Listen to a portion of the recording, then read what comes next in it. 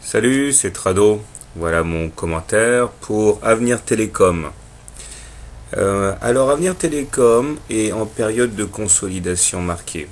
En fait, la valeur a subi une hausse assez impressionnante et il est normal que l'on fasse une pause puisque entre les plus bas atteints en décembre 2008 à 33 centimes et les plus hauts à 1,4 euros en septembre 2009, eh bien la valeur a connu une multiplication non négligeable du cours de son cours et il est normal qu'on assiste à un retracement. En l'occurrence, par rapport à la précédente hausse, on voit que nous avons tapé le retracement de Fibonacci de 38,2%. En effet, 1, 2, 3, 4 impacts sur ce seuil des 38,2% qui semble solide puisque s'il a été transpercé en séance, il n'a jamais été transpercé en clôture, ce qui semble donc affirmer que ce niveau suscite des intérêts acheteurs.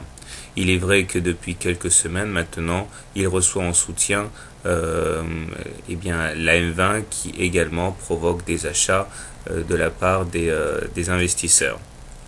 De manière globale, nous voyons qu'il y a également une fourchette d'Andrews marron qui imprime son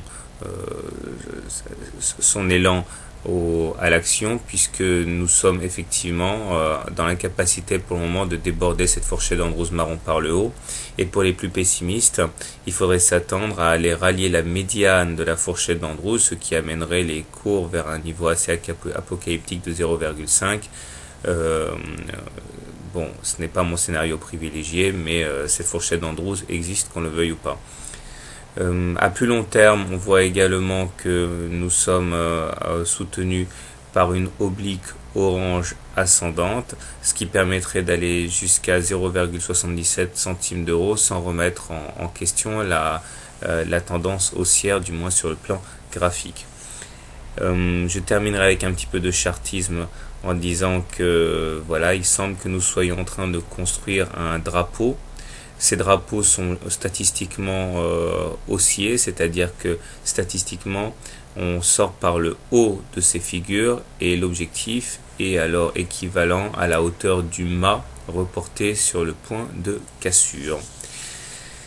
Passons à l'analyse technique, nous voyons que la M20 est donc en support du cours, mais les indicateurs techniques commencent à acter la longueur de la consolidation avec un MACD qui casse son signal depuis pas mal de temps maintenant, accompagnant cela par le stochastique, et le momentum attaque sa zone négative, ce qui est forcément peu réjouissant mais qui est normal vu la longueur de la consolidation auquel Avenir Télécom est soumis.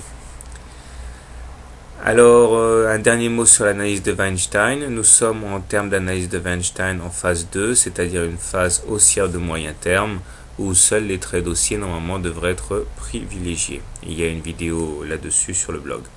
Alors, comment trader la valeur ?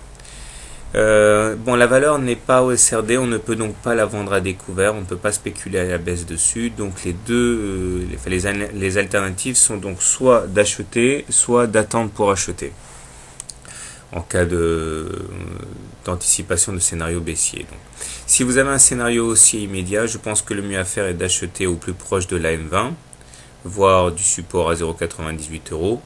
L'objectif étant d'aller retourner sur les plus hauts, c'est-à-dire 1,40. Un stop loss devra être mis en cas de clôture sous les supports de 0,98 ou plus bas si vous avez envie de risquer un petit peu plus pour rester dans le scénario haussier. Par contre, si vous envisagez plutôt un scénario baissier sur la valeur, dans ce cas, il faudrait prévoir le pire avant d'acheter, c'est-à-dire un retour sur l'oblique orange.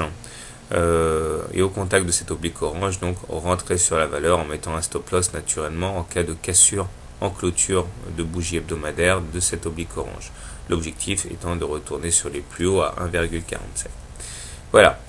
Personnellement, je vais donner la priorité à un achat aux alentours de 1,098 ou même maintenant, je pense, avec un stop loss en cas de clôture en dessous des 0,98 en semaine.